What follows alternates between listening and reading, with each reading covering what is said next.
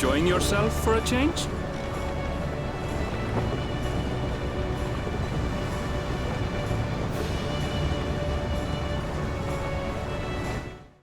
The last time I reviewed Final Fantasy XIV was in 2021.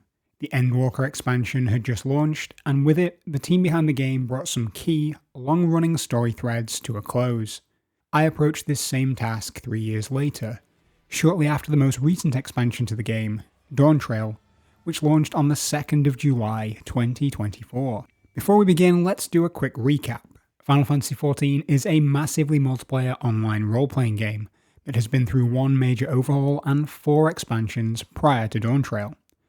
The player takes on the role of a warrior of light, a custom adventurer, and gets caught up in a series of events that usually conclude with a quest to save the world. Outside of its namesake franchise, Final Fantasy XIV's big draw is that a player is not class or job bound, and switching out your primary weapon lets you take on and level another role without having to create a new character or avatar. This gives players a massive amount of freedom and choice, and reduces the need for players to create multiple characters to achieve certain specific goals. The game has RPG systems such as levels and stats, and uses the classic MMO trifecta of tank, healer, and damage dealer to classify job roles. Players work together to tackle content, and earn new gear, cosmetics, and other rewards, etc, etc. All of the above is true for the base game and each previous expansion, but Dawntrail brings with it a major additional change, namely a graphical overhaul which sees the recommended and minimum specifications of the game jump up significantly. Even console players now need additional storage to hold the new assets, while the PC requirements have made leaps across all major components. Let me begin by saying that it's understandable that the demands of this game have increased. They have previously with each iteration, but with the graphical changes for 7.0 this much more pronounced on paper. I specifically say on paper, because I really did struggle to see where these improvements had manifested in-game. To myself at least, my character looked the same. Most of the environments and dungeons looked similar too. What I found was that as I played, these crept up on me. The more you dig into the expansion, the more you come across things that are a little bit different. Depth of field in some areas is vastly improved, and there's additional lighting and reflections in a lot of the city and town areas. Perhaps one of the things that stands out the most is the enhanced details on fingertips and gloves, along with accents on clothing and polygon smoothing across some assets. There's also pronounced improvements in newer character models, like Wukalamat, that have improved facial shaping when compared to other more generic NPCs. The effect of this change is subtle, but it is substantial when you consider the number of assets across the game's history. Despite the graphical changes, what's happening in Eorzea is very much the same despite this facelift. The underlying premise of this adventure is helping the adopted daughter of a foreign king prove that she is worthy of the throne. You four will compete in the right of succession, the outcome of which will decide who takes my place as Dawn Servant. This provides the framework for travelling to a new continent and jaunting around new environments. After expansion of ever-increasing stakes, up to the point of having to fight against an entity determined to end existence itself, the story behind this expedition feels more grounded in the player character's role of adventurer. You are off exploring a new land because that is what you do, and Wukalamat is an associate who can provide an opportunity to go out and explore anew. In this instance, your warrior plays more of a supporting part, while Wuk herself is the closest character to a protagonist. This is a nice change from the very player-centric narrative that has come before, and helps firmly mark the beginning of a new chapter in this world. That said, there's going to undoubtedly be a mixed reception to this story, and that's true even if I'm grading on a more lenient MMO curve. There are 2 clear halves to Dawntrail, with the first following the rise of the Dawn Servant successor, and the second covering events after that.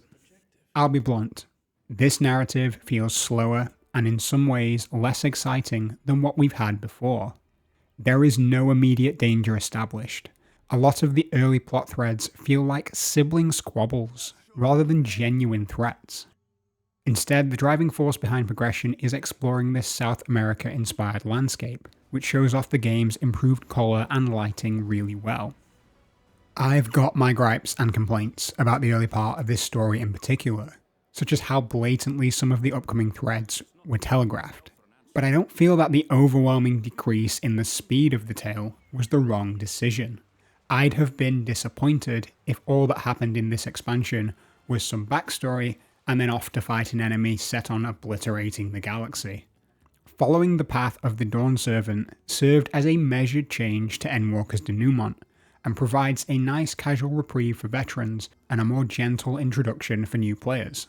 These stakes are thankfully raised a little in the latter half of the tale, which I won't really be showing for spoiler reasons, but as a high-level overview, this contains a quickening of the pace and the introduction of a more obvious threat.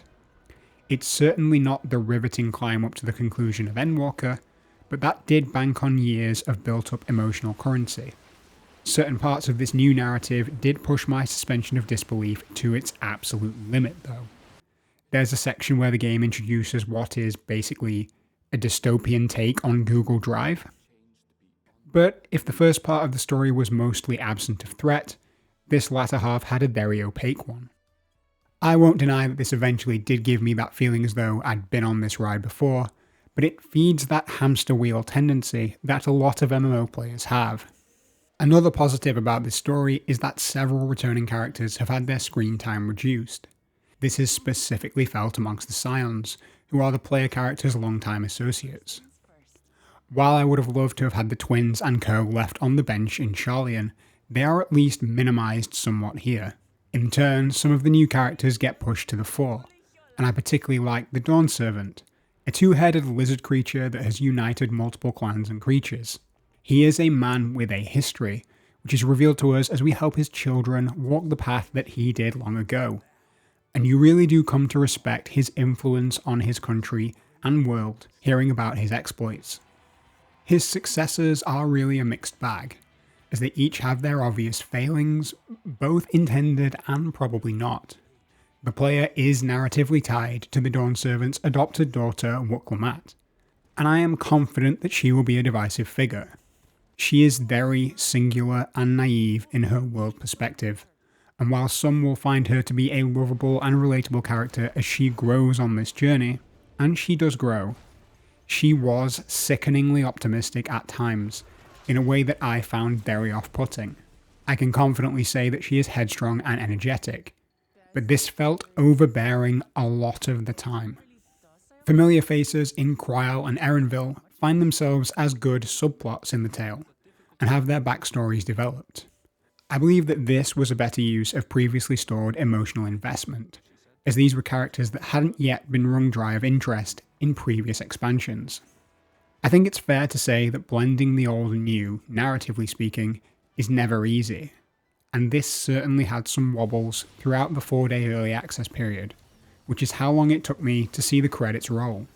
But like with any new MMO expansion, the content isn't just limited to new quests, stories, and environs.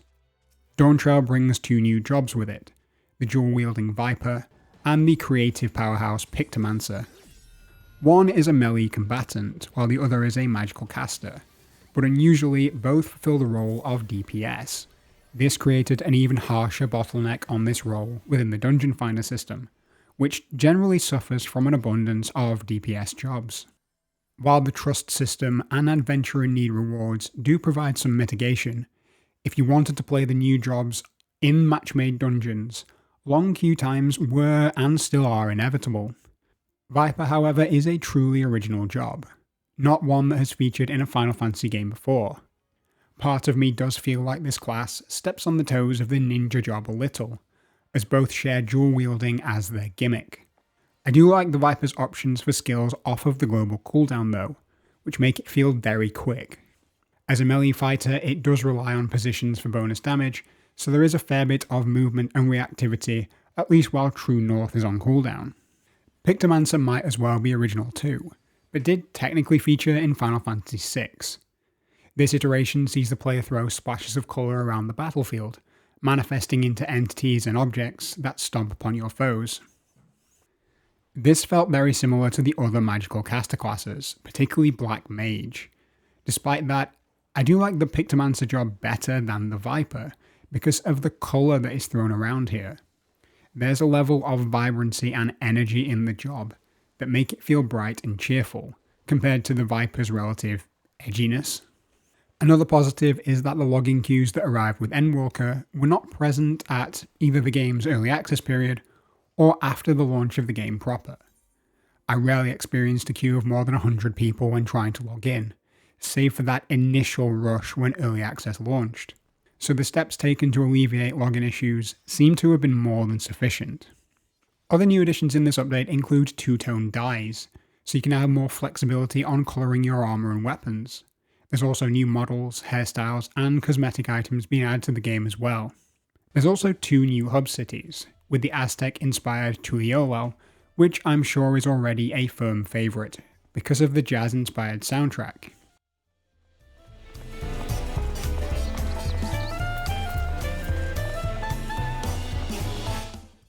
I won't be showing much of the second major city for spoiler reasons, but I really like both of what's been added here in terms of environments and world elements. Other standouts in this same regard include the new max level dungeons and their theming, one being a tumbleweed western, and the other a strange mashup between Luigi's Mansion and Disneyland. But they do both work really well, and the bosses are mechanically interesting, and were a real challenge to fight wearing leveling gear and not knowing the mechanics. That's something that's quite impressive, to be able to say that this deep into a game's life. A great example of this is the Cactuar boss here, which has some cheeky attack telegraphing that did catch me out.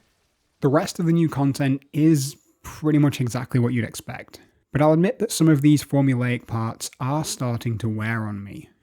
I'm talking about gathering etheric currents to unlock the ability to fly in the new areas, which is nothing more than a tedious box-checking exercise, or the relatively minor changes to most classes beyond 90.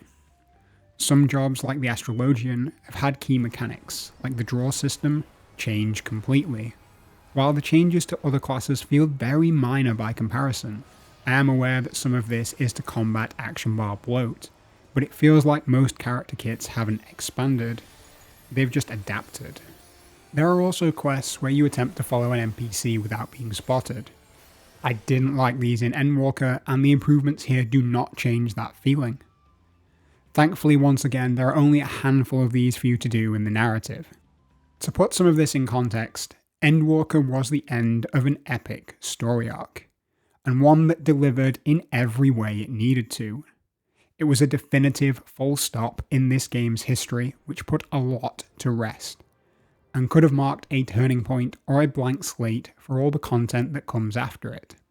Dawntrail is the game's first big step following that, and yet it still very much feels as though it's sticking with the old tried and true methodology.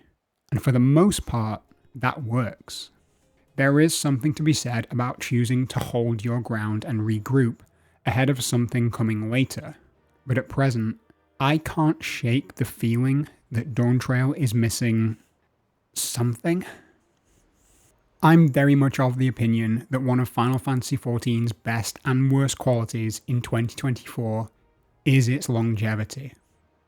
It has an established and loyal player base, and systems that allow new players to work alongside veterans and clear content. The community is lauded as one of the best in the MMO sphere. But there are only ever a certain number of times that you can bolt on, add to, or amend the basic experience, without rebuilding the game systems from the ground up.